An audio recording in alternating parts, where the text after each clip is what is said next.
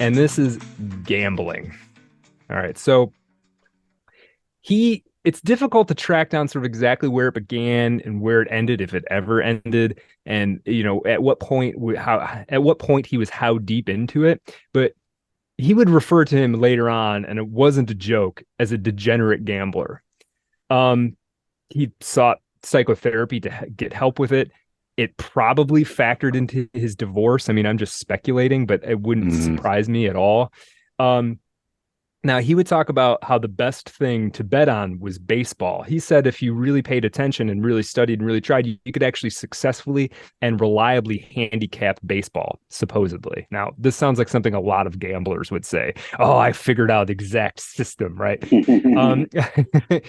Thank God he didn't live long enough to get into crypto. Right. That's all I'm going to say. For real. Jesus Christ. Can you imagine Norm making calls on dog coins? Right. Oh my God. Some other betting tips from Norm. He said the worst thing to bet on is football because, quote, the ball ain't round. Right. So I just think that's kind of funny. And he would give it in this kind of old timey voice, right? He was apparently a quite a good card player.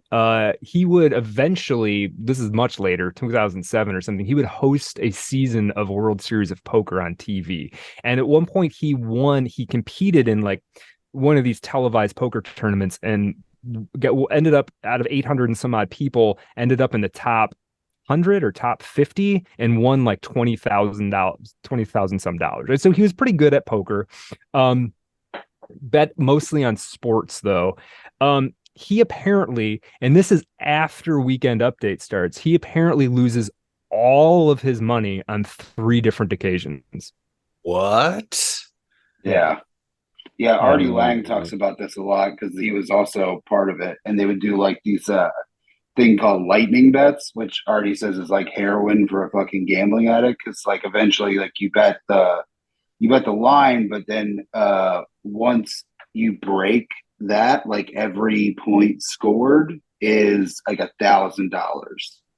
So it's like you're just over and over. So every 3-pointer, you're like, oh my God, that's $3,000. Every 2 points, it's like crazy. So it's I guess like, at one point, like he won like $50,000 one night. This is like a folklore, nobody's sure if it's true or not. And then he went and threw it into the Atlantic Ocean because he's like, I'm just gonna gamble it away. Yep. Yeah, it was in Atlantic City. Yeah, he says this happened, and he does not seem to be joking. It's like, yep, he just went through 50, or he said $60,000. Yeah, something around there. Yep. Yep. Atlantic City is a coalescence of despair. That terrible things. Yeah. There is something dark in Atlantic City. Stay away. Get out before it's set. That's all I'm going to say. Yeah. Here's something else. So apparently the most he ever lost at once was $400,000, and this was on a football game. The Atlanta Falcons beat the Denver Broncos. I did some research. I think that was actually the Super Bowl in 1999. He said that was basically all the money he had left. Now we're not quite done talking about SNL, but 1999, he's not on Saturday Night Live anymore. Right. So this is like, he basically completely goes dead broke after Saturday Night Live. There's another interesting thing, and this is later.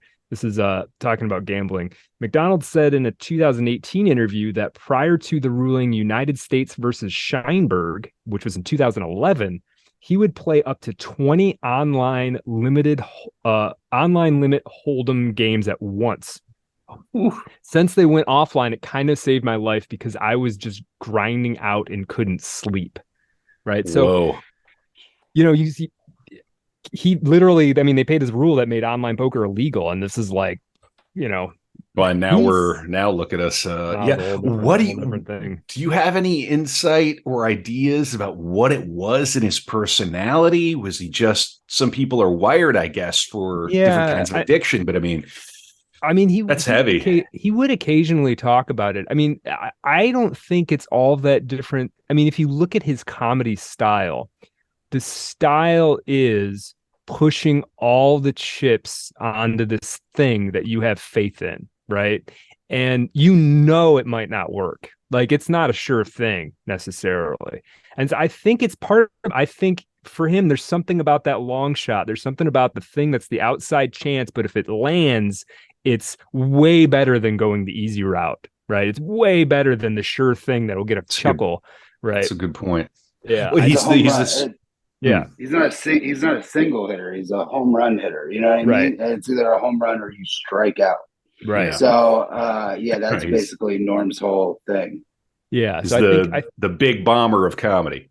Right. Yeah. Multiple things. Right. Second gambling addict that we've covered so far. I think he might be number 40. We're around 39, 40 right now. So right. Yeah. Francis Bacon, right, had a gambling Francis Bacon, right? the great British painter, had a huge gambling problem. Yeah. He ended up making so much money that it didn't matter, but it really messed him up for a while there. Yeah. Yeah. So, I mean, this is the thing with Norman. Like I said, 2011, I mean, he's gambling online poker in what he would refer to as a degenerate manner. So I don't know that he ever really stopped. And in fact, there's a thing on the last special, that Netflix special he put out that was recorded without even an audience because there wasn't time. There's a sort of a round table with Dave Chappelle and David Letterman and Adam Sandler and David Spade and Conan and Molly Shannon. And David Letterman just asks the group, was he still gambling? And Sandler and Spade, who were relatively close to him, said they weren't sure. He might have been. So he could have been gambling. He might have, I don't know that he ever really quit. I mean, he probably had times where he was doing it more and less, but I don't think that he ever really quit. It was like, I think it was like smoking cigs to him too. You know what I mean? It's the same compulsion. It's like, he would do it for a while. I mean, like he was on, I think Rogan told the story, but he was on a plane with Rogan and he goes, the whole time he's just talking about he quit smoking, and then he gets off the plane, goes into the convenience store, buys a pack of cigarettes, lights one in the thing, and he's like, I don't know, I started again. Right. Yeah, I mean, it's funny. I mean, I never had a thing for gambling, so it always strikes me as weird. But I've had stuff for other things, and yeah. I mean, something gets its hooks in you, man. It's not easy to. Yeah. And Norm, he didn't have to work a normal job. He didn't have school nights. He didn't, he wasn't married. He could kind of get away with it to a certain degree, Imagine being. Go on. Nobody was there to check. Nobody was there to check him, Right. But what are you going to say? Sorry. No. I was just going to say, imagine being Norm MacDonald. How old is he now? I mean, we're getting into the aughts, right? I mean, I kind of fast forwarded to talk the gambling stuff, but when he hits on Saturday Night Live, he would have been 20. He would have been like 28, 29. Yeah, with that kind of money, you don't have a family kind of holding you down. I mean, I could imagine. Fuck it, let's go to Vegas. Let's go to Atlantic City. Let's just stay in the casinos. I mean, those places they're fun. Yeah. It's a hell of a lot of fun. Yeah. So, I'm sorry. And when he's on SNL, he was in his mid-30s. I did the math wrong. Yeah, anyway, It's still young. Yeah. No, you're a man. You're famous. You've got hundreds of thousands of dollars. You can go back to the ATM machine anytime you want, and you're in Atlantic City, and it's Friday night. Fuck it. Right. Yeah. Right. Probably having a few pops too, I bet. Yeah. What's funny is he wasn't, I mean, we'll talk about this more later. He wasn't like a materialist guy either. Like, it's not like the money wasn't so he would then go spend it on a bunch of stuff. It was really, it seemed to be like the thing itself, if that makes sense. Like the actual rush of winning, of taking the risk and winning or losing, right? That endorphin roller coaster. Well, yeah, they say this, the gambling addict loves losing. Like on some level, they're there to lose too. You have to be, otherwise you just stop going. Yeah. Well, he said the most painful part is once you notice that it's ending. Between when you notice it's turning on you, like in an individual bet, say a game starts to not go well, that like you're just like, I just want it to be over. Like I want all the money to be gone. Right. And this is sort of like the thing. Sometimes this is how he says you end up spending till you're broke, because if you had $500,000 and you lost 450, that last 50, it's like, just get rid of all of it. Just Take me to scrape me to the bottom. Win it back on one trade. Right. Well, it's also like just like lose it. Yeah, fuck that 50,000 is just laughing at you. You know what I mean? Right. It's like it's almost taunting you to be like, all right, fuck it.